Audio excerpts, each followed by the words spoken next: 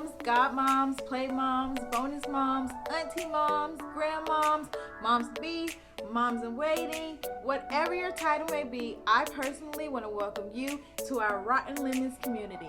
And if you haven't already, I want you to go ahead and like, share, and subscribe to our page because we have tons of info and content we want you and anybody else to be a part of, right? Alright, so it's the holidays and we've been hearing so many holiday phrases like Merry Christmas, Happy New Year, Great Tidings, and 'tis the season. And normally when we say 'tis the season, right, we just automatically assume that people are talking about 'tis the holiday season. But in all actuality, when we say that to people, we don't really know what season they're in. Now, I only bring this up because I am currently going through and overcoming my own season. So when people are like, 'tis the season, I don't connect that with the holidays right now. I connect that to the season that has placed me where I am today and that I have been overcoming. So, what do we do when life hands us challenges or transitions that make us uncomfortable and we are still trying to be moms where it's hard for us to even get like a day off, right? So we have these uncomfortable, challenging seasons that we're in and we still have to parent. What do? I'm gonna be honest and a little transparent. In the beginning of this challenging, uncomfortable season, I did not handle it well. In fact, I shut down. I became unmotivated. I became emotionally disconnected. I didn't want to be around people.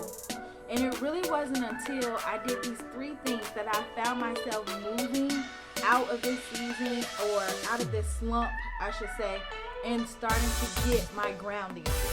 So the first thing I had to do was accept. A lot of times we're too busy trying to fight against the change or the discomfort of the season that we don't accept that this season is going to happen anyway.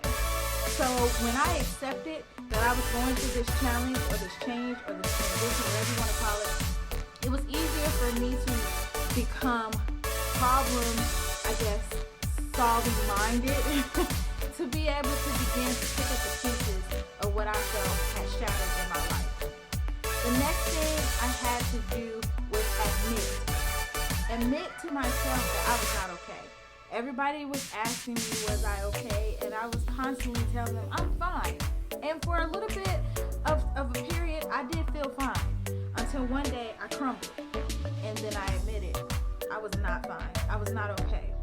So I had to accept, then I had to admit. And the last thing that helped me was allowing people to help. Leaning on my community, leaning on God, leaning on the people that were closest to me and allowing them to help me find my grounding. Now, I can only tell you what worked best for me, and I'm still going through it. I have not arrived, but I can only tell you that when I did these three things, I began to see that silver lining. I began to find my footing, and I started to get my joy back.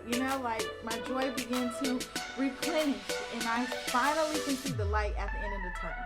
I'm looking forward to overcoming and getting to the other side, and I want to encourage you to do the same. 'Tis the season might mean something completely different right now in this holiday season. Regardless, just like the holidays, it's going to come to the end, and you will get your victory. Until next time, Mom.